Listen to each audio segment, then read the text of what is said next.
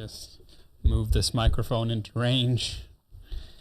Your video will arrive soon, I presume.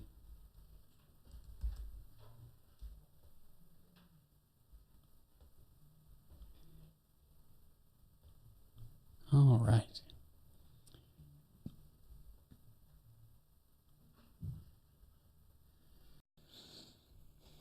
Okay. Turn that down. All right. Yeah. So you're looking at a fish right now, but that's okay. It's okay. It gives you more time to listen to the dulcet tones of, well, Kathleen. Yeah, you see? There it is. Does it feel like a day before Monday, Kathleen? Is that what it is? Yeah. Yeah. All right. Ed had to go around the horn to adjust something, so I guess I could turn the cameras on. Let's see if I can make that happen here. All right. Hey, Ed, you want to give us a camera? No, they're busy working. Don't think she can hear you. All right. Oh, hold on, everybody. I'll just go ahead and turn the cameras on myself. At least I think I can do that.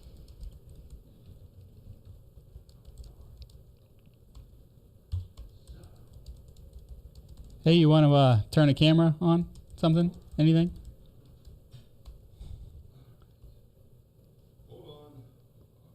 Yeah, just Yes, sir. just a wide shot would be great. Oh, okay. Never happy, just never satisfied. All right, to all of you who heard that in the chat room, we presume that Jeff is joking. Well, they probably would have heard his giggle after he said it, so. We hope so. I like that. Oh, hi. Hi there. Ed was in back of the rack, y'all. I'm Yeah, sorry. I yeah. was over there helping That's you. all right. It's okay. My apologies. That's why we have a little time there for the show. Yeah. So what you're watching now is our pre-show feed. We'll be officially live at the top of the hour. Yes.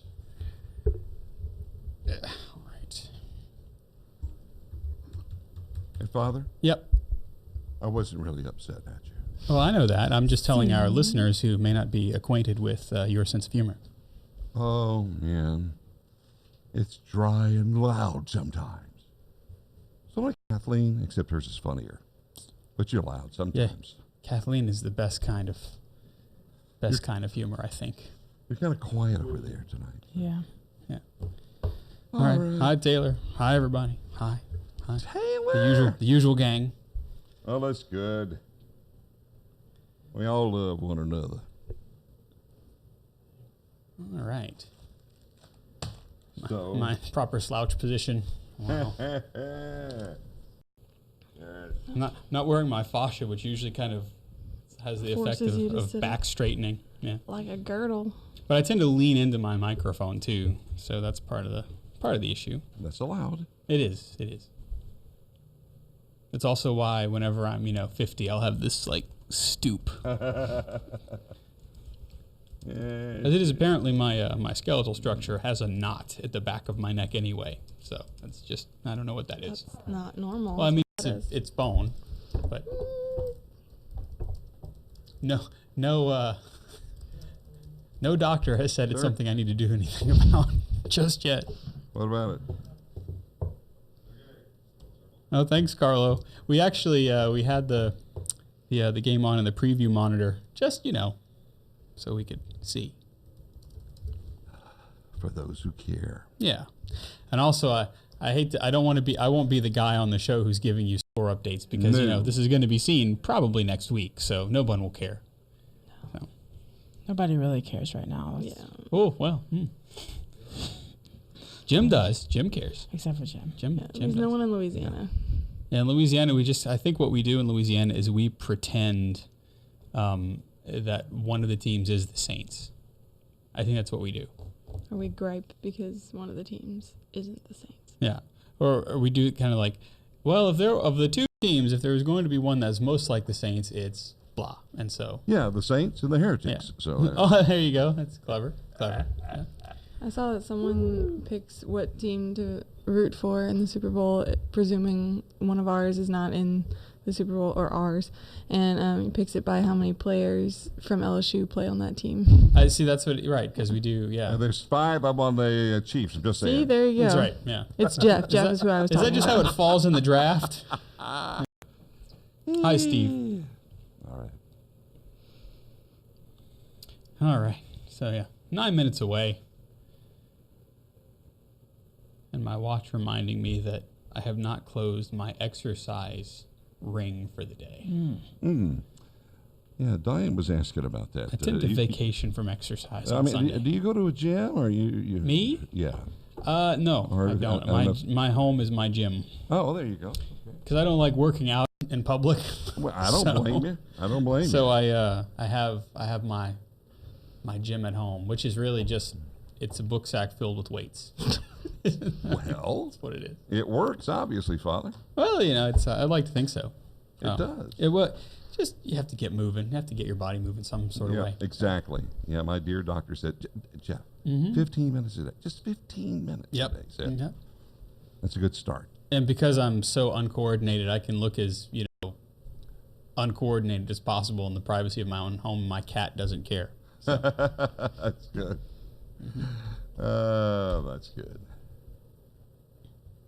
Or if my cat does care, she doesn't have the ability to let me know it. Did I feed my cat? I should let you know. Coco will let you know. Yeah. I She's think so, unhappy but with I'm you. really bad at picking up on those signals. So, like, gee, you're awful chatty today, and then I'll walk into the kitchen and go, oh, it's because there's no food. I Typically, I'm good about that. I have like one of those looks like a little Kentwood thing with the food in it, and the water cooler thing for food. Self-dispensing? kind of Yeah, thing? self-dispensing. So I usually keep an eye on it on my way to fill up my water bottle since it's right next to that. So now you know the inner life of a Catholic priest who has a cat. Yeah. Whereas Father Brent has 2 cats, and they pretty much, I think they rule his rectory. They do. They just... Yeah, some cats are highly critical. My cat is critical, but she's able to hide it, I guess. She's judgy. Yeah. She's also. She likes Olivia, though. She preys on fear. That's what she That's does. true. She does. She eats fear. Because Olivia doesn't like cats, and she knows. She's always known.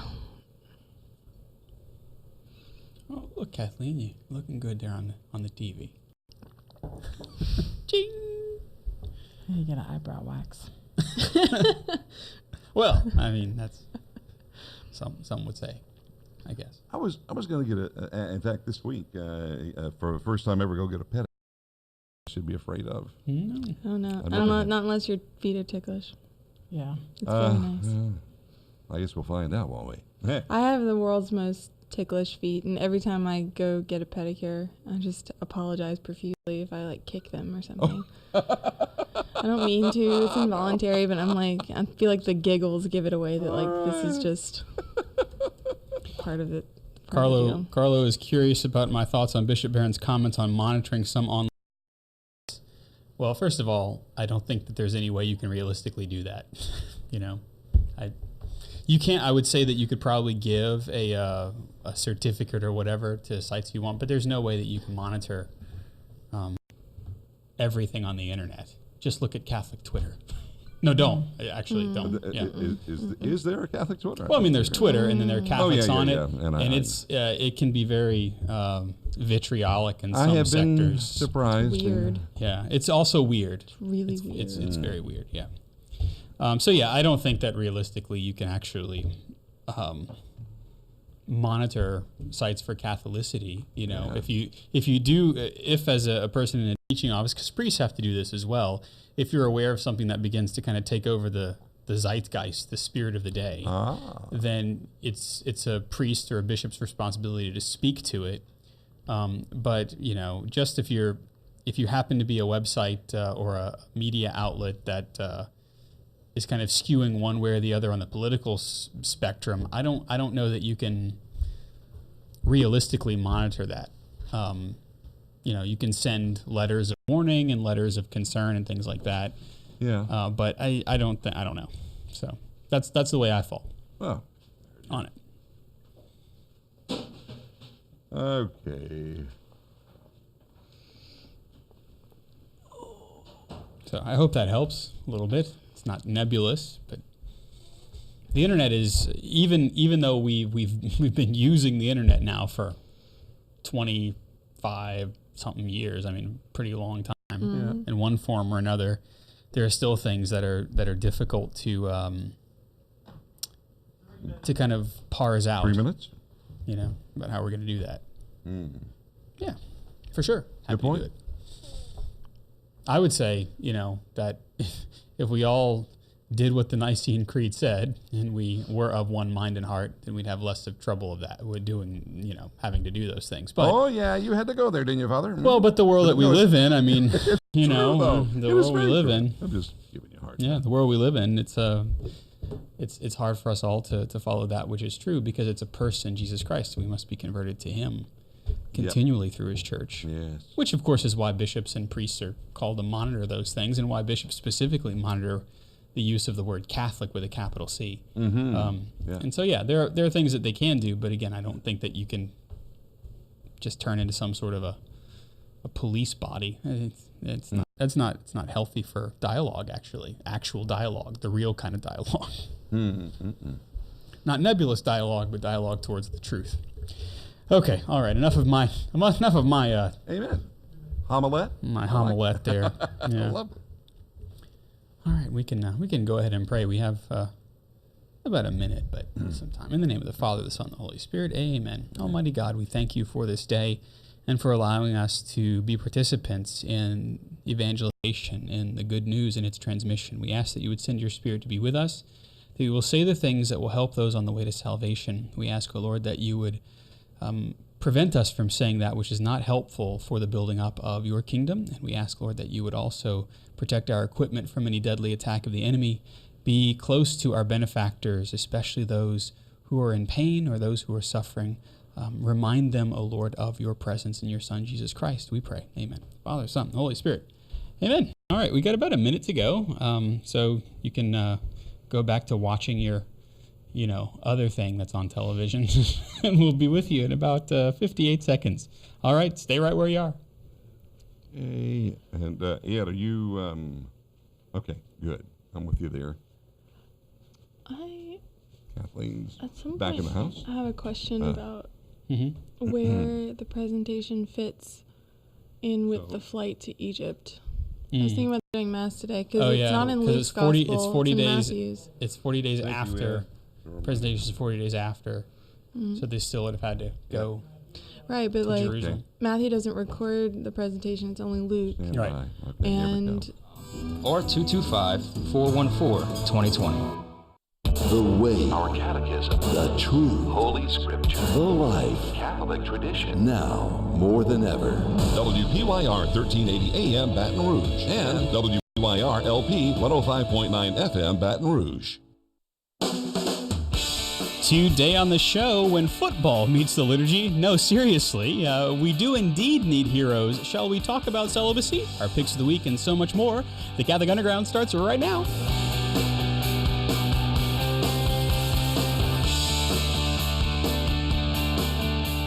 Hey, how you doing? It is time for the Catholic Underground, with a podcast that tries to cut through the noise of the digital continent and bring you the topics that matter. It's episode number 414. I am Father Chris Decker. Joining me this week, we've got Kathleen Lee, who is the Teachus Maximus at Our Lady of Mercy School in Baton Rouge. Gracias, she says. Hey, Kathleen. Hey, good to be here. Also, Olivia Galino. She's our student of life, our resident Italian food critic. Olivia joins us, as she often does. it's true. I'm here. That's right. Also, we got Jeff Blackwell up on the satellite there. Jeff Blackwell on the slow-moving Jeff Star 1. Hey, Jeff, how you doing? Great, Father. I restarted the graphics computer, and I didn't tell anybody. That must be what's happening. So we'll just okay. kind of let that just we love animate off the screen. Yeah, it's great. Okay. And then Ed Ball is running the video up there, too. So if you like the stuff you see, then that's Ed. There it is. But it was my fault for the video problem. So if you're listening on the podcast, just pay no attention to what I just said. That's right. Yeah, that's right. Look good on radio. You know, what else is happening as we go to air is some sort of a famous football game. And I think we do this pretty much every year. We are almost always, I don't know if we can say Super Bowl Sunday trademark NFL.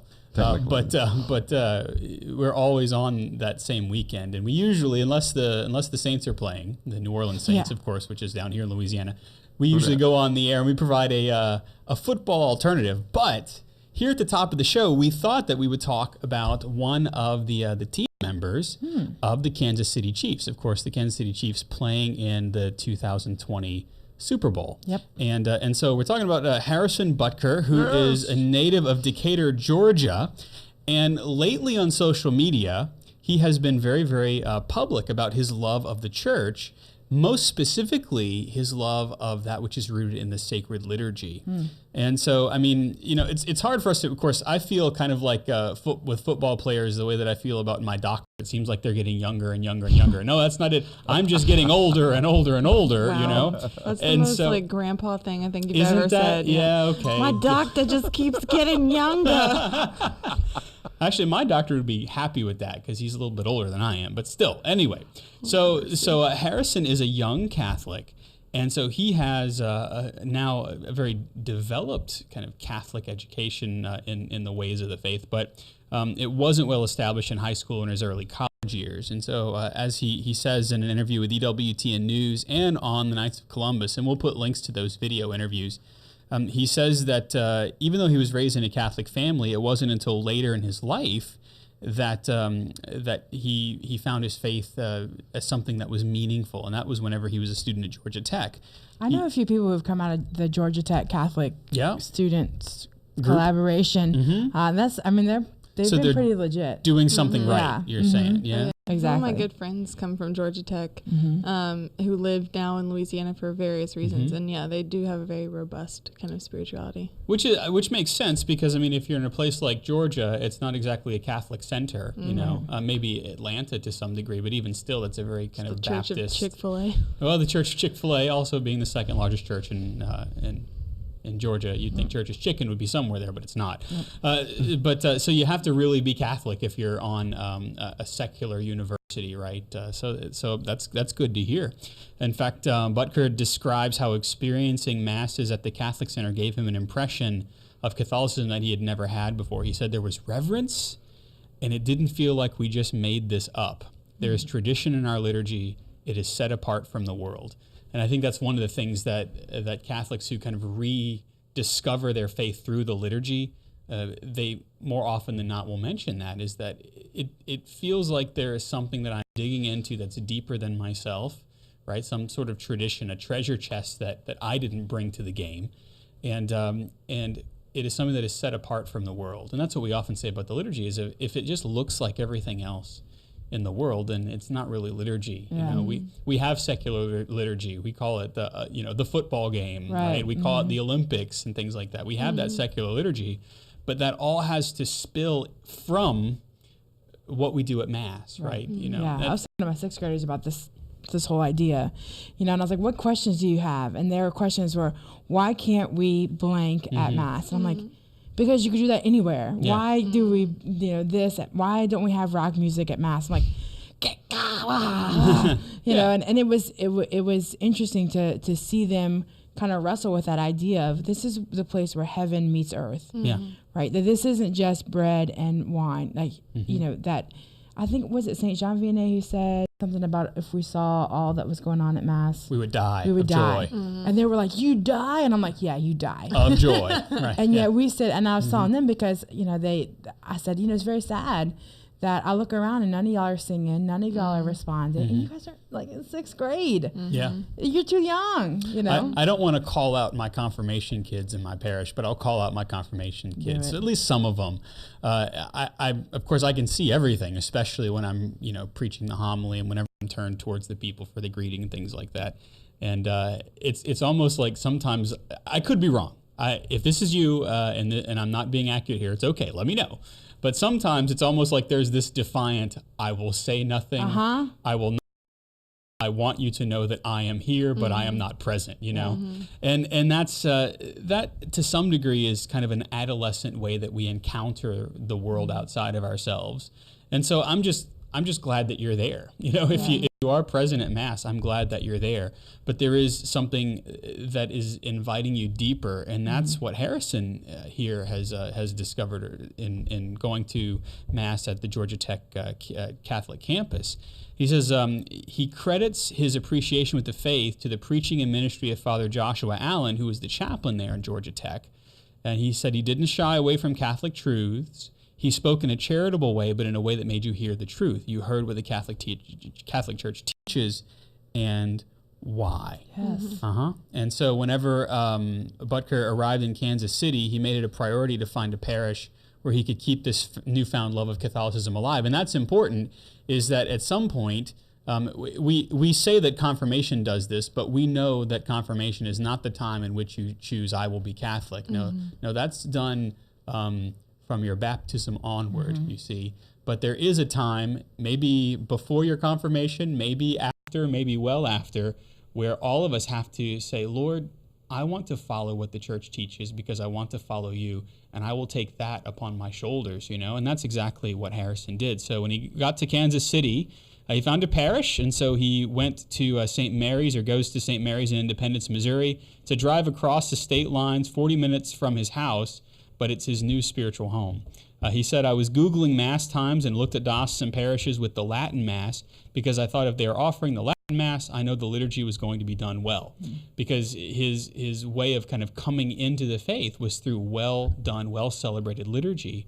And the thing about the traditional Latin Mass is that there's very little deviation because the rubrics are very, very clear, and the priest has to follow the rubrics in a very clear and distinct manner. And so this is what he was looking for. He was looking for, allow me to translate, he's looking for that which is beautiful, you know? So he's like, well, there's probably going to be a high degree of beauty here if this is a parish that has to kind of cross the T's and dot the I's well. Yeah. And so that's exactly what he found. When he was asked about why the liturgy needs to be reverent, Butker said, the summit of our faith is the Eucharist.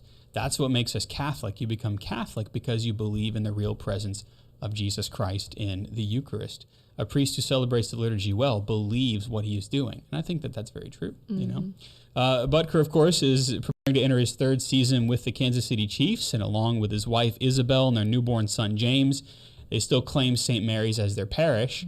But he found, this is what happens too whenever you begin to discover the beauty of who Jesus is through the liturgy. He says that he's not content now just to simply attend Sunday Mass. He says he's noticed that it's very difficult for priests to have time to teach and coordinate altar servers, and there was a need to have boys and young men to serve. He said, so I volunteered.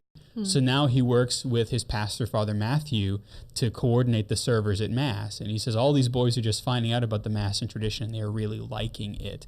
Boy, oh boy. I would imagine that if I were, a young man and an NFL kicker was coordinating altar servers, I'd be like, sign me up because I'm going to go to that, that meeting. Sure. Well, you'd be exactly. Like kicking little other boys in the shins to get the opportunity to, That's true. Yeah. And that's the thing about it too, is it's really quite telling whenever we're saying that if somebody famous were at my parish coordinating my servers, I'd sign up.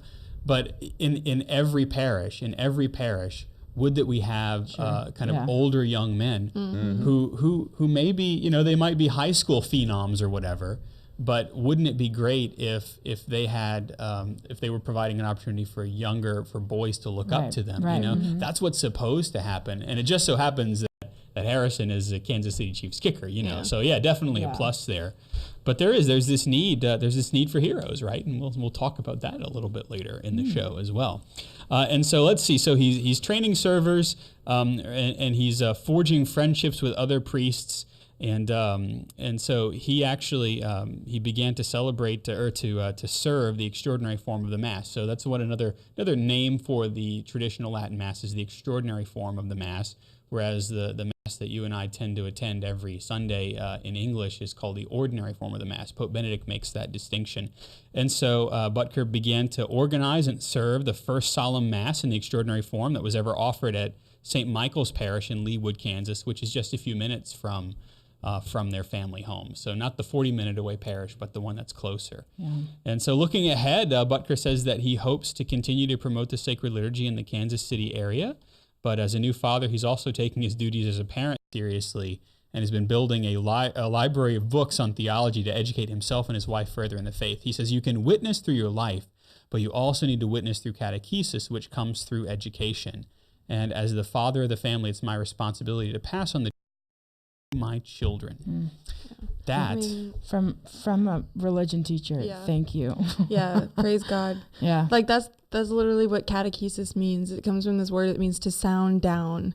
And like that sounding down is most effective when it comes from the people who have natural authority and natural love and protection for that child, right? If it comes from someone that they've never met before, but, you know, all of a sudden is giving them grades on things and they have, you know, this kind of like artificial like relationship within the educational system, it's not as meaningful as like when it comes from your dad. Yeah. It's very true. And that's where we get into trying to find the silver bullet, if you will, for catechesis in the parish.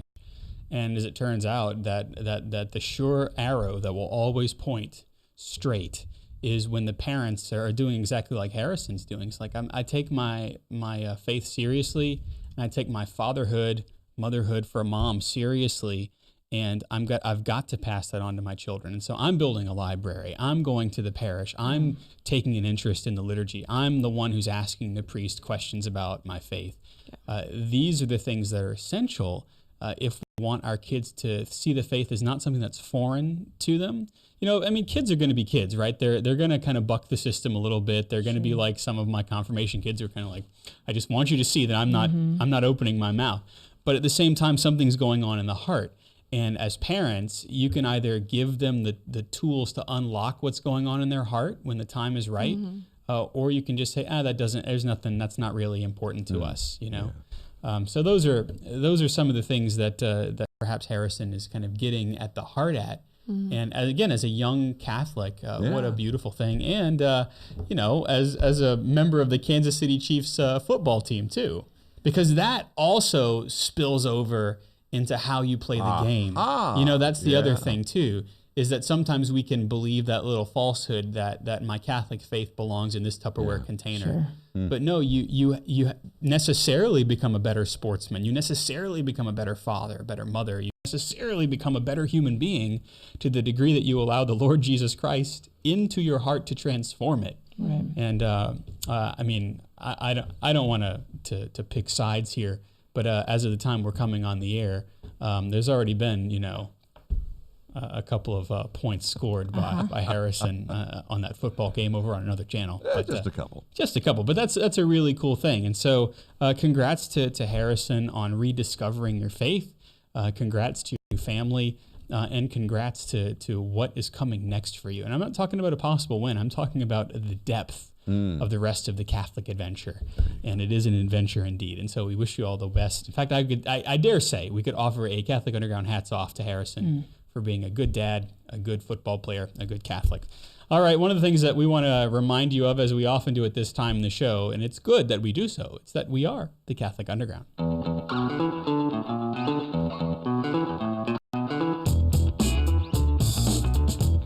It's a slow burn here on the Catholic Underground this week.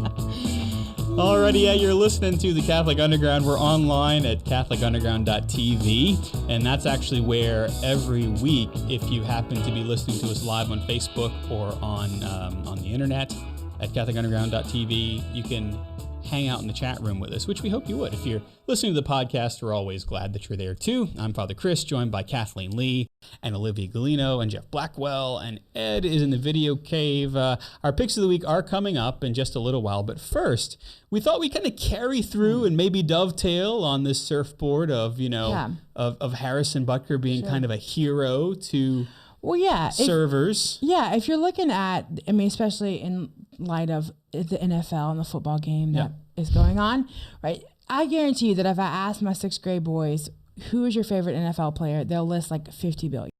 And then they're like, oh, and then let's talk about basketball. I'm like, okay, wait, let's stick with football, right? But everybody is looking for a hero or giants in our lives, or superstars, or somebody that we look up to. Yeah.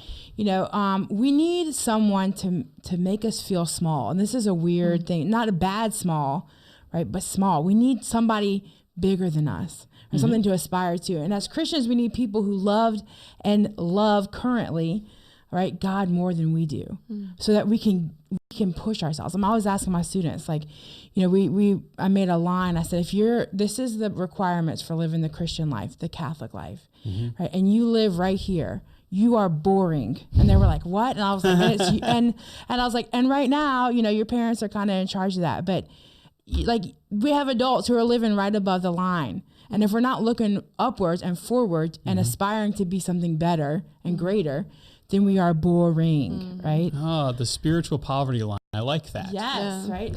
Well, I feel like that's very like Thomistic. Aquinas says something like that about how like the 10 Commandments are the minimum of charity. So like if all you do is follow the 10 Commandments, every time, mediocrity. every time my students That's ask great, me bud. from what from when I've been teaching high school students, now junior high, you know, but can I do this? Is that okay? And I was like, can you? Sure. Should you? Yeah. No. Like, ugh. And the other part of that too is it's difficult to talk about morality, Right. unless you speak first about the relationship of the one to whom I should be moral, Right. right? And I guess that's where looking up to somebody bigger Sure. than I am, that loves God more than I am, comes into it. Yeah. Is before you can even go, they did and they didn't do that, so Right. I should or shouldn't do that. Right. You first look and say, look at how they love. Right. And of course, you know, we're talking about who we should look up to, the saints. Right. And our good friend C.S. Lewis liked to call All Saints Day Christian Heroes Day. I like that. I like that too, because it's not just, you know, All Saints Day and it's the day after you know, Halloween, where we're recovering from a sugar coma, right? But this is Christian Heroes Day, the day that we're looking at people who have lived the Christian life, the Catholic life, right? And we're saying, I want to be like that. Okay, here's my New Year's resolution starting on November 1st. I'm going to be more like Saint fill in the blank, right? And he liked the idea of the saints as heroes and superstars. And, you know, I know with young people, I'm always trying to get these people. I was talking about Blessed Pier Giorgio Frassati yesterday, the other day in class. And I was like, and y'all, he smoked a pipe. And they were like, what? And I was like, yeah. And he's almost a saint. So like this idea of making these people real, because sometimes we can look at the saints and go, I'm never gonna, right? And the first question is not, oh, so is it okay to smoke a pipe? Right. The first question is, who is that? Yeah. Who is Pier Giorgio Frassati? Right. You know? Yeah. And well, C.S. Lewis worried that we are a little too comfortable and familiar to learn from these great Christians, right? In his book he wrote called Letters to Malcolm, he explained that his grandfather said that his grandfather looked forward to having some very interesting conversations with St. Paul when he got to heaven, right? His grandfather thought of himself and the apostle as, quote, two clerical gentlemen talking at ease in a club. Yeah. Right? Do we approach the saints this way? Are they, you know, you put an S and a T and a period in front of their name, and then it becomes somebody that, you know, they lived unidentifiable. a mystical life, which many of them did, you know, but a mystical, unachievable life, you know. Yeah. If you've ever known somebody who's holy, like really, to use an Olivia word, legit holy, and a Kathleen word too, because you use, If you meet somebody like that in your life, you realize that there is something going on in their life because they're close to Jesus in a way that you are not. But you also can have a conversation with them. You know, they are real people. And the saints are that. They are real people. Right. You know, just because they are presently dead does not mean that they aren't more alive than we are right now. Right. So Lewis goes on to say that saints keep on reminding us that we are very small people compared with them. Right. And again, this idea that we're small, not in a bad way, right, but that, you know, where are we in terms of the line, of the minimum line, right? How much smaller before their master are we? You know, and where can we aspire to? So we probably think of ourselves more like his grandfather than we want to admit, right? Saved by grace as we are, we imagine ourselves the equals of everyone else who is saved by this grace. Yeah. Right. We imagine ourselves sprinting across the finish line at the end of the marathon, side by side with the world's greatest runners. Right? Imagine like if you're running a race, which it's hard for me to imagine because I don't run races. Okay. Preach. I sit on the side and go for you. I'll get you some jambalaya at the end, right?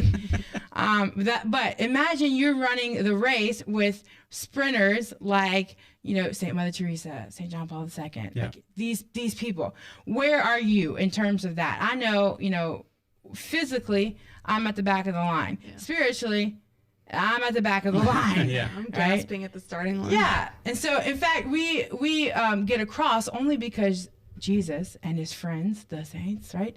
And those in heaven carried us across. Yeah. I can imagine myself here at the end of the race. I'm lying on the street. I'm shaking. I'm sweaty. I'm gasping for air. I can't breathe, right? I'm throwing up whatever was, whatever water Your I jambalaya downed. that you pre-ate. Yeah. Yeah, that is true, right? And the great runners, those great saints, finished hours earlier, right? And they're standing around. This just drives me crazy. When somebody finishes a 5K in like 10 minutes, and then they're like, oh, what to do with the rest of my day? All right? But they're helping us as we can. But that's right. They can't do much, right? But they can help us. The saints, of course, help us, right? But we have to look at our own state and see how can we help ourselves, right? So what do you do when you're training for this race? When you're gonna when you're looking at yourself besides a St. Mother Teresa, what do you do, right? Number one, if I were going to run a 5K, which has been several years my New Year's resolution. How many have I gotten to? None. Okay. Right. It's always next year. Yeah. I often look at my friends who are runners. Okay, what do you do? Right. I imitate them. Yeah. And like if you think about it from a football perspective, what do? You watch film of the people you're going up against, right? The ones you want to try to be like so that you can get where they were the last game. Exactly, right? You would train the way that they do. You eat what they eat. You what is your exercise routine? What are you doing when you're not running? You like trim all the distracting pleasures out of your life, all the cakes, all the candy, all the I hear that a lot of runners don't drink a lot of alcohol, right? Because it can affect you. Right? You dedicate yourself to training. O2 level. Yeah, I don't know what that is. But you dedicate yourself to training, just like they do. Right? They show you what greatness is and what it costs. And a lot of the saints, it costs a lot. To be great. If you look at their lives, I don't think I've read about one saint who was just like, my life is awesome and the Lord has blessed everything that I've done. I've never suffered and I got a halo at the end of it. No. Yeah, the saints never would hashtag themselves blessed. No. Ever. No. Right? I don't think. And so not stressed. Right. Yeah. And so that's what we're looking for. If you want to be like the saints, you got to train like the saints. And it can't be like me when I look at running, I'll do that tomorrow, right? It has to be today.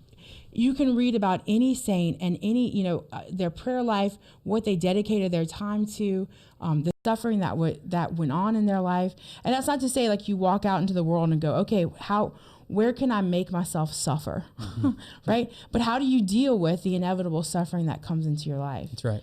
How do you deal with, hard times? Yeah, and that's really what makes the saint is the ability of the saint to receive the suffering that comes to them. Yeah. And do we join that to the race that Christ is running alongside of us? Exactly. Have we yoked ourselves to him? Right. Yeah. And so what does that mean for us? A lot of times when you look at our society and what's going on in society, it means saying no to that.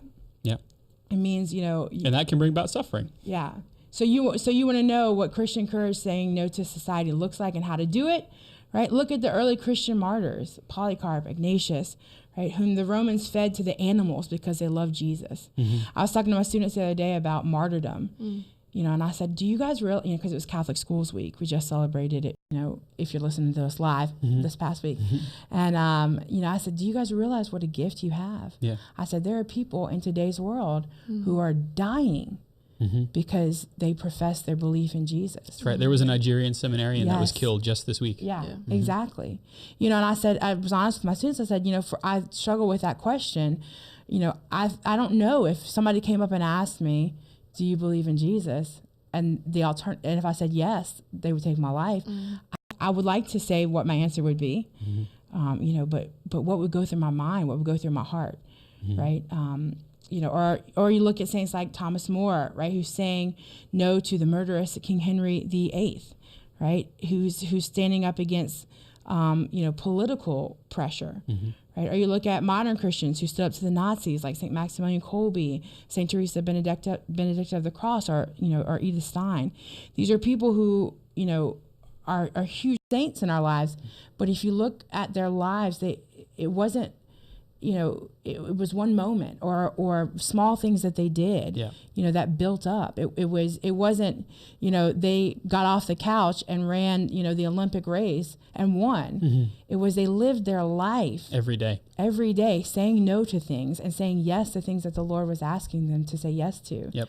And that's what the saints are, heroes, right? These heroes, what they should be to us, not just something that's unobtainable, but people that we strive to be like. Right, models, teachers, right? Not just somebody that we put on a nice holy card with gold leaf all around it and say that's real nice for them, right? But we look at them and they don't just inspire us; they show us how it's done, right? And then we say, "I'm going to do that," and then guess what? We do it. That's right. Right. They show us the cost, they show us how to win, and then they show us how to be victorious. Yes, indeed. We hope that you'll be victorious in this long life, but also with us on the other side of the break. We'll be right back.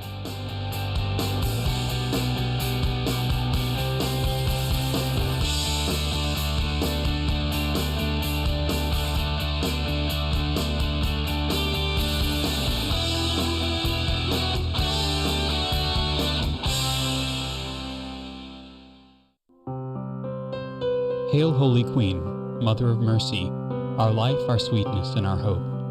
To thee do we cry, poor banished children of Eve. To thee do we send up our sighs, mourning and weeping in this valley of tears.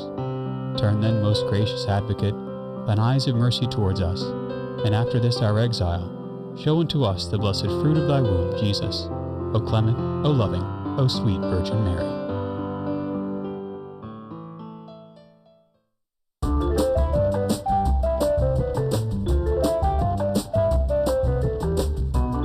Welcome back. You found the Catholic Underground with me, Father Chris Decker, with Kathleen Lee, Olivia Galino, Jeff Blackwell, Ed Ball. Our picks of the week are coming up, but we thought we would kind of continue this ride on heroism in Christianity, specifically talking a little bit about celibacy, because it's been in the news again, as it often is, especially if you follow that very strange place that we call Catholic Twitter. Yeah. So it's Twitter, but it's all sorts of kind of different groups and subgroups happening on the Catholic wing of Twitter, and it's a strange place, and it can get a little heated. There is some good dialogue, but then there's just some weird dialogue, and then there's some mean dialogue too. And in that kind of wading through it, there's always this question about priestly celibacy. And so we thought that we'd talk a little bit about priestly celibacy today, but through the lens of a priest who is married, Father Dwight Longenecker, right. Who has a blog and all sorts of things, and has a parish there in one of the Carolinas, North Carolina, I believe. Yeah. And he actually has kind of taken point and said, well, okay, let's talk about priestly celibacy, because as I hear a lot myself as a priest who's celibate and unmarried, Father wouldn't be so lonely if he were married, or priests, if they could marry, we'd solve the priest shortage. And there are all these other things as well. There wouldn't be sexual abuse if priests could marry, and all those old chestnuts. And so we thought we'd kind of wade into the conversation a little bit today. Because to be celibate is to be heroic, Yeah, exactly. And I think that this is an issue that people, kind of like Father was giving you examples of, if people are going to make broad, sweeping statements with these heroic kind of seeming conclusions, it's really going to be on this topic, right? If you can maybe poll people and ask them well, what do you think is going to, it depends on the person, but if you ask them what do you think is going to solve X, Y, and Z issues, a lot of times this is the answer that you'll get. And I think it's because we have this kind of false rhetoric that bounces around in our mind. And I love Father Dwight's, or Father Longenecker, I don't know what he prefers to go by. I'm a first name kind of, you know what I mean? Mm-hmm. There's maybe a Southern thing. Anyway, but I love his perspective on it. Number one, because he's married, but number two, he goes straight for the heart of sacramental theology. Yeah. He goes straight for the heart of what celibacy is, and he kind of circumvents all the bluff, I guess, that people tend to hang their hat on that really isn't that substantial. Yeah. It's societally substantial. Exactly. Because it is seen as a privation in society. Yeah, and he points out a couple of things before we get into what he says, the positive aspect of what celibacy is. He points out some issues, and I wanted to bring those up. So he says that, first of all, a lot of times when people talk about priestly celibacy and abolishing that discipline for the sake of, allowing married priests, he says that a lot of times there's this over-reliance on the witness of the early church, and this is not the only area that we see people relying on the witness of the early church in a almost like disproportionate sense. Yeah. Like the issue of like female deacons is one of those other areas where like people like they find that nail and then they just hang everything on it. There's a whole row of nails. Yeah. Dealing with the same issue. Exactly. And so he says that, certainly the voice of the early church and the early church fathers is vital to this discussion. Sure. Can't deny that. But that a strong element in the early witness is an understanding of celibacy that was influenced by something called Manichaeism. And that's a particular kind of dualism that places the body at war with the spirit. Yeah. And anything material, anything that you can, feel, touch, taste, see as being somewhat like evil or derived from evil, and that the only thing that's good and the only thing that you can trust is pure spirit. And so what that ends up creating, the problem that ends up creating is things like the body are bad. The body is just a temptation. The body is a prison, things like that. And therefore things like the sexual act are bad, are dirty, are sinful. And obviously that is not the case. The sexual act in and of itself, in the context for which it's intended, is beautiful. But if you have that kind of philosophy echoing in the background of what they're saying, and if we don't, because we don't understand that, right? If you tell someone nowadays like Manichaeism is, at the heart of, whatever maybe particular church fathers are like trying to either counteracting or are like, hearing whispers of, then we don't understand that language anymore. Yeah, we don't have a framework for understanding those philosophical ways that governed people's lives. I mean, St. Augustine is the best example of somebody who had taken Manichaeanism in as a philosophy of life, only to discover in the preaching of St. Ambrose, this is not right. This cannot bring me to the end for which I desire, which is God. Exactly. And so the second thing kind of hinging off of that is that something that Father Dwight finds troubling about this argument in favor of celibacy is that those who seem to like be on that side, I guess I don't want to put sides in this, but they seem almost like unwilling to accept or even listen to arguments from the other side. And that's not unique to this issue. No, right? Yeah. You go on Twitter, Catholic Twitter, if you just go outside in Walmart, they're going to find people that are digging their heels in on something. And so like the unwillingness to dialogue is an issue. Also because that usually stems from a kind of insecurity, right? If you're unwilling to even hear the ideas of another person, it's usually because you don't have at least inherently that much faith in what you're saying, or you're afraid that something is going to come and shake your understanding, or you're just going to feel attacked or something like that. Or you're going to see your position as indefensible. Yeah. Because you don't have all the information, and so it's always easier just to kind of throw somebody an elbow, right? Exactly. Out of my way, right? As in Walmart. As in many big box stores. Well, it's a metaphor for life, really. It is. So. And then the third problem that he points out is that a lot of advocates for priestly celibacy sometimes allow themselves to fall into these pragmatic or sentimental modes of argumentation. And I think this is really important because these are the things that you hear all the time, right? So things like, well, a celibate priest is going to always be there for his church and for Christ 24/7. A married man has to look after his wife and kids, right? Like his family is some kind of distraction. Like that's their at heart, their essence. And also that like a priest, his sole role is functionary, right? That he's just like a cog in the machine, and he is the machine that makes the parish run.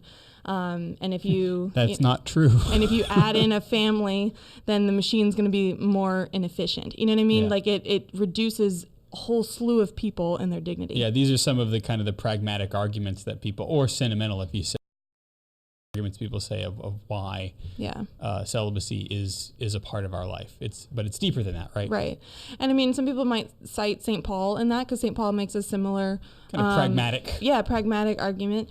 But at the time, you got to keep in mind that that practice was still coming into kind of development, right? They were still developing these practices, and they were also still developing the theology, right? That's what theology is. It's a growing, it's a living thing. Yep. Not that it's, constantly we're like taking books off the shelf, burning them and making room for more, but it's a constant development, right? So it's a deepening, if you will, of an understanding of what the Lord is asking of his church. Exactly.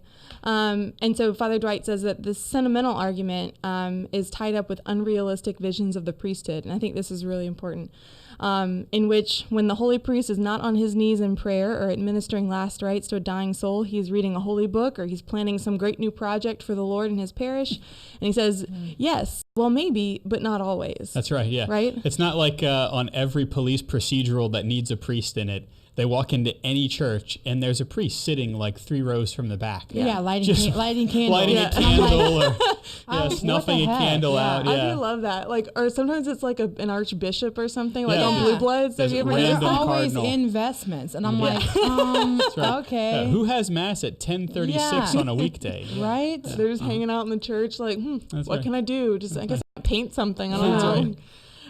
And I think it's sometimes maybe, but not always. not always. And I think it's an unrealistic expectation anyway. Like it's similar, not the same, but similar to saying like if a teacher isn't doing something related to their life as a teacher, then they're not really being a good teacher. Right.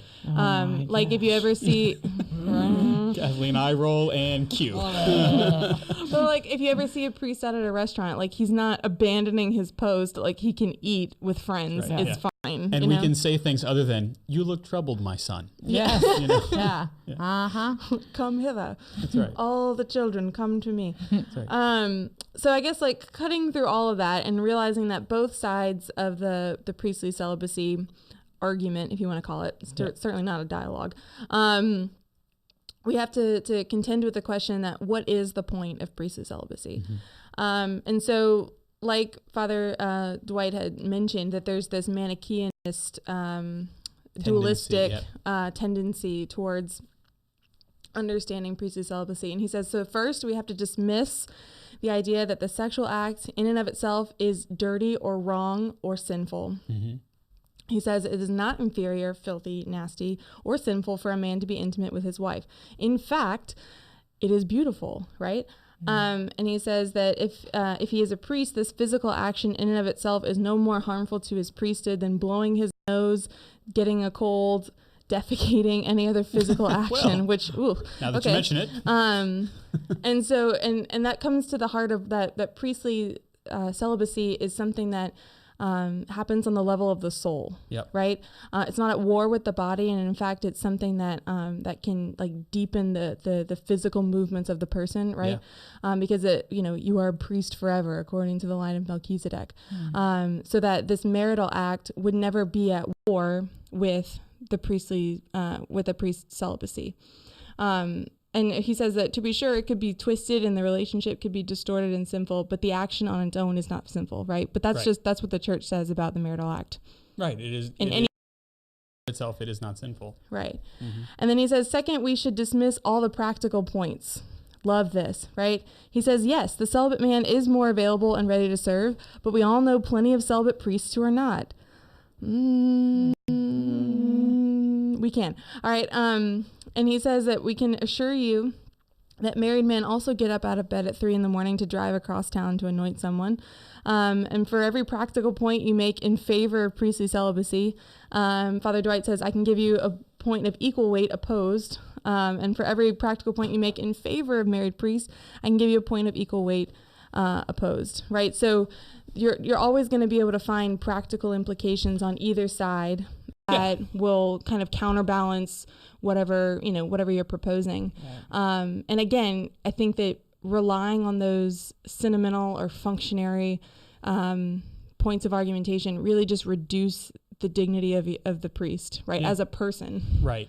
Right. And not to mention reduce their priesthood to just this like vending machine for the sacraments.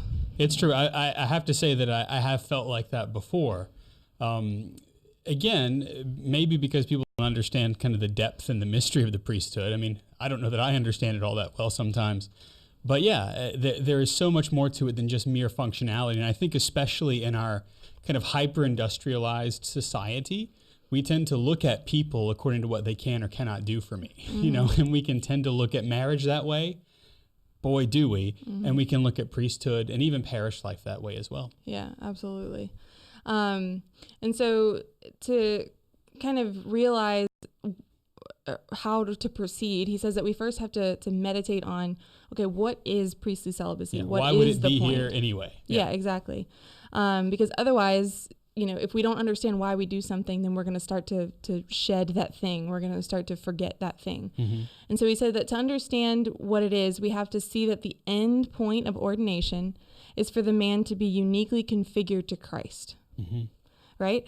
He says that the Catholic priest really is supposed to be transformed into this alter Christus, this other Christ, in a depth that's different from lay people, right? People who are not ordained, right? There's what's called an ontological change. That's actually my favorite joke to make after a priest gets ordained, or a deacon, and I'll like write them a card and I'll be like, enjoy your ontological change. And right, then, exactly. Like, love Olivia. Because that ontology, on the level of their being, they are different and they are forever different. Even if their faculties, you know, are somehow rescinded, or if they don't, you know, act in the mode of a priest anymore later on in life, they are always on the level of their soul a priest. In the same way that you are always baptized and always confirmed. Exactly. A man who's ordained a priest is never not a priest, even if he's not functioning as well, any number of reasons. Exactly. And so celibacy is a tool that the church is given. It's a discipline, not a dogma, but it's a tool that the church is given to assist and to strengthen that configuration of the particular man, the priest, to Christ. Right? If that's the end goal of ordination, and it's a goal that's renewed every day. Right? And it is. Right? It just like the goal of being married is to be married to your spouse every day, right? Because the end goal is the sanctification of your spouse. So every day you approach that day with that goal in mind, right? And all of your actions tend toward that end. For the priest, it's the same way, right? Their ultimate goal is their greater configuration to the person of Christ and the greater drawing of the church toward that person. Right, and that's actually where the pragmatism begins to make sense, in where the priest, by following the discipline of celibacy, remember, it's not a dogma, it's not required for our belief, and you can't be a Catholic unless you believe a priest is celibate. No, it's a discipline. Remember, discipline is a root word, means to follow, right? To be a disciple. And so the priest undergoes this discipline of celibacy so that he can be configured closer to the heart of Christ, not just at the level of his being, but in the level of his doing every day. And when a priest does that in the mode of his celibacy, he is actually co-creating with God this spiritual fruit, whereby he is drawn closer to his spiritual children, and they are drawn closer to their spiritual father, and they are therefore drawn closer to God. You see, and so there is a pragmatism, but it is a deeper pragmatism than, well, I'm just available all the time, or you know, but there is a real kind of a spiritual component to it that we can't separate, and that's where the priest is a tool in the best sense, a tool of the church to bring people to Jesus Christ. And it's not magic. I mean, it's important. You know, it's not. It's not this thing that's just automatic. No, right. But it is a gift that is given. You know, I don't want to jump ahead, but you know, one of the ways that we get this is if you turn your Bible to Matthew chapter 19, verse 12. He's talking about eunuchs, those who don't have use of their sexual faculties. He says there are eunuchs who've been so from birth. There are eunuchs who have been made eunuchs by others, those who have been castrated for any number of reasons. And then there are eunuchs who have made themselves eunuchs for the sake of the kingdom of heaven. Let anyone accept this who can. Jesus himself is telling us that this is not just about pragmatism, but there is a witness to withholding one's sexual faculties for the sake of the kingdom of heaven. And it is something that can be given and is given by God, that can be accepted by the men to whom it is offered. And as such, if God is able to offer that, then it means he's going to do something through it. Yeah. He's going to create a new family, if you will, through that. Yeah. Yeah, and it's especially not magic because it's a gift that's given to a particular person, like Father was saying, like the person who is most disposed and is most ready to answer that call, of course, with the help of God's grace. Yeah. But it also, it's not like this coverall, like, or this, Right. this fix-all. It's not Gorilla Glue for like someone's sexuality, right? No, absolutely So not. it And requires virtue on the part of the person. Exactly, and a constant kind of diving into the virtuous life, that the grace that Christ offers, because that's where we would say that it doesn't matter. It has, or I should say, it wouldn't solve a priesthood shortage. It wouldn't solve a sexual abuse crisis. It doesn't solve any of these things, because priestly celibacy can only ennoble. Only ennobles marriage, and it ennobles the right treatment of children, the right treatment of others. And so, just allowing a priest to marry itself is kind of a pragmatic attempt at a solution for a deeper spiritual problem, you know? Well, and especially the idea that that allowing priests to marry would somehow fix the sexual abuse crisis. I think that denigrates the dignity of woman, because she's somehow a vehicle for someone's sexual desire. Yeah. But also it just ignores all the psychological aspects of that too. Exactly. So these things are much more complex than just kind of placing a Band-Aid on top of something and That's true. We're done. That's right. And it's worth saying that especially in this day and time, priests undergo a great deal of psychological evaluation and constant batteries of psychological and psycho-spiritual education to make sure that the choice that we're making here in the West, where priests do not marry, that this is something that we're willing to accept, and that the Lord has offered it to us as a gift, because there are many who enter the seminary who the Lord has not offered that gift to, right? He has not desired to make them eunuchs for the kingdom. He will make them great fathers. He will make them great men, but they're not called to be priests. And that's part of the discernment process too. And that's really kind of a beautiful thing as well. I mean, if I kind of meditate upon my own priesthood, what a gift and mystery that is, and we don't just kind of throw gifts and mysteries back in the face of God, the one who gave it to us, but rather we say, Lord, I want to go deeper into this great gift. And to the priest who does that, well, he's necessarily going to bring his people closer to God, but he himself is also going to please be made a saint because of it, Yeah, so there's something more to it than that. And I love that Father Dwight says that the Spirit's work through celibacy in particular, but the Spirit's work through, the Holy Spirit's work through, a man's priesthood, a man's vocation, is like the sculptor chipping away at the block of marble to bring out the masterpiece, and celibacy is his sharpest chisel. It is a sharp chisel. But it's a good one. Sharp darn chisel. It's a sharp chisel. Yeah. So of course there are married priests, if you're familiar with the Byzantine rite, Sure. And the Eastern rites of the church. 22 other rites of the church that make up the Catholic Church. There are Exactly. 23, and we're just one of them. Exactly. Most of those do allow married priests, But never married bishops. But never married bishops, and they're called to that same configuration with Christ. But they're open to God accomplishing that configuration through marriage instead of celibacy. Again, the celibacy in the Roman Rite, in the Latin Rite, is a discipline, right?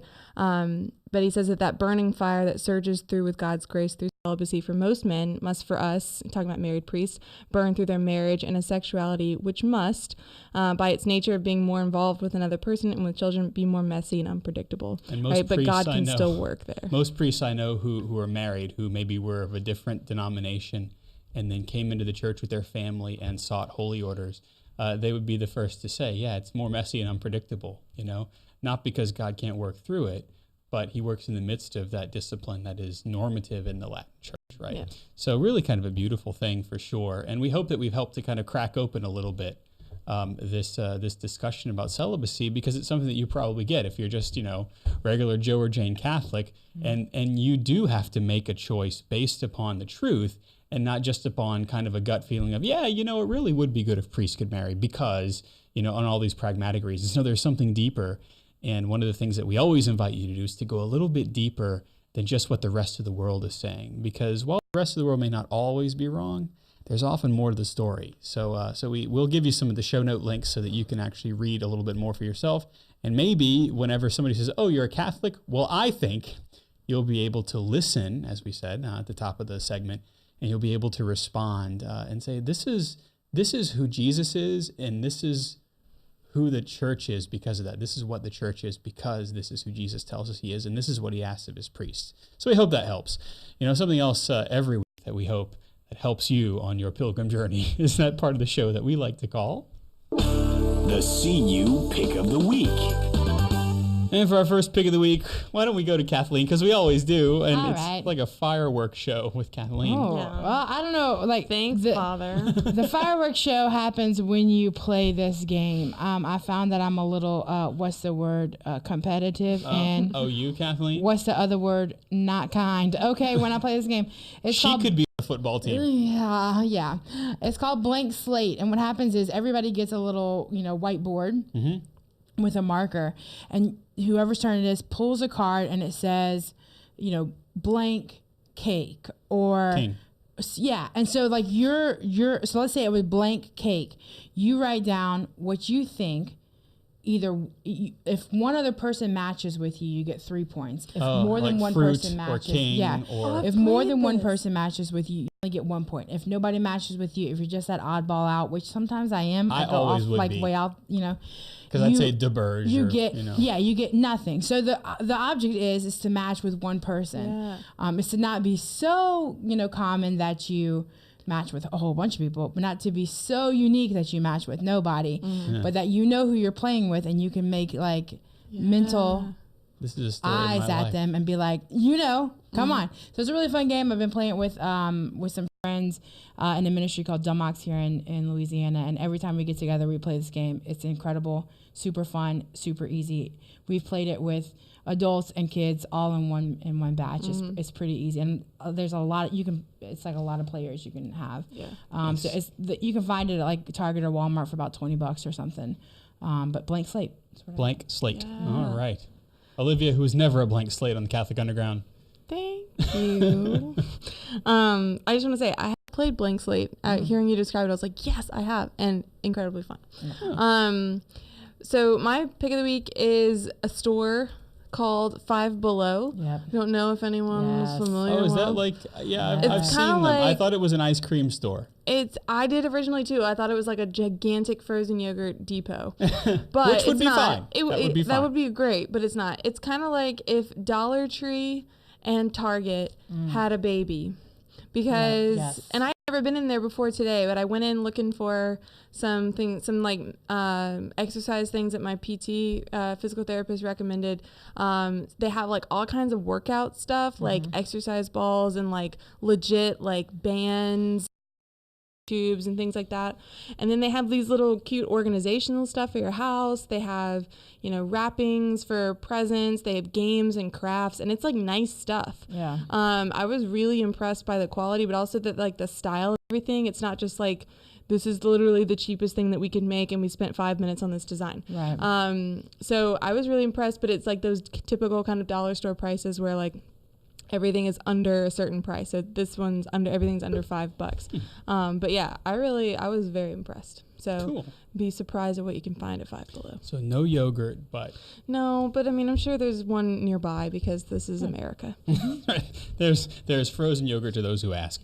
Speaking of frozen yogurt, Jeff Blackwell, what's going on up there on the satellite? Step outside of the satellite, instant. That's right, exactly. The first three letters of funeral are fun. True. And the first three letters of diet are die. Yep. And it's through the intercession of St. Charles Borromeo, patron saint of the obese and dieters, that my journey involves dying to lifelong bad eating habits. Oh, there you go. Yeah. So I started January 5th. Yep. And I've kind of discovered some great snack alternatives. And it's basically like a low carb, not keto. It's a non-gimmick thing. It's not a club or pills you take. It's just watching what you eat and the portions. To that end. Low carb, Yep. high protein, and there's this wonderful company. It's actually owned by Oberto, the original turkey jerky people. Oh, yeah. They have Lawry's, they call them bacon curls, but they're actually pork rinds, and you microwave them. 2 minutes in the microwave, fresh, hot bag. And they crackle. Oh, yes. Like a bowl of Rice Krispies, but made of Yes. pork. And the sweet thing about you could eat the entire bag if you wanted to, about 180 calories, less than a candy bar. But of course, you're looking at high protein and less than a gram of carbs. So anyway, Cool. I like them with queso. Yeah. And Yeah. I make a tuna salad, Yeah. eggs, tuna, mayo, and sugar-free pickles, relish. Oh, So, yeah. So they go Very good about cool. it too. So anyway, that's my Nice. pick of the week. All right, that's that, and Right. and Jeff shared some of those Orville Porkenbachers with me, and they're pretty darn tasty. I have to say, I'm thinking of getting Orville myself. Porkenbachers, I like that. I may have violated a copyright. No, you Anyway, didn't. my pick of the week is Dr. John Bergsma and Dr. Brant Petrie's Catholic Introduction to the Bible, the Old Testament volume. It's big, it's thick, yeah, but it is a beautiful, beautiful introduction to reading the Bible. So maybe if you've made a I should read the Bible thing, Yeah. this is a good purchase, and you can go book by book, and it gives you really a good lowdown from all of the beautiful Catholic sources throughout the ages with the church fathers, etc. So that's my pick of the week. We're always grateful, aren't we, Jeff, for our benefactors, for those who pray for us, for those who support us. Absolutely, Father Chris. So this week, the Catholic Underground is possible because of people just like you. Join the growing number of undergrounders at CatholicUnderground.com/donate. And an important way to support us is to like us, heart us, star us, and share us on your social media platform of choice. We appreciate you. That's true, and do leave us a review yeah. if you happen to find us on Spotify or any of the other ways that you get podcasts, and that's what helps to kind of bump us up in the ratings a little bit. So please do that. Our panelists this week have been Olivia Galino. I'm sorry, I usually say Kathleen. Sorry, Olivia Galino. She's ready with my at song. the.real.omg.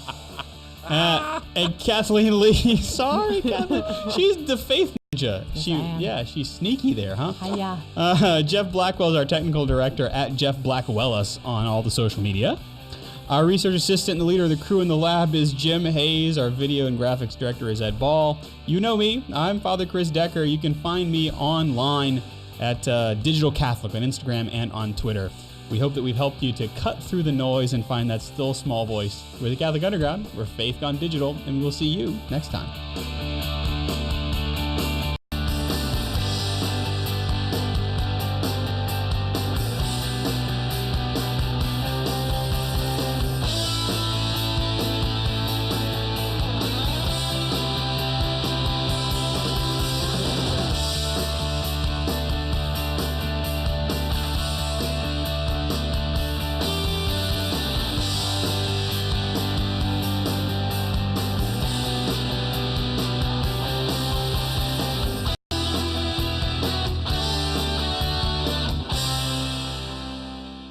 From the Catholic Underground.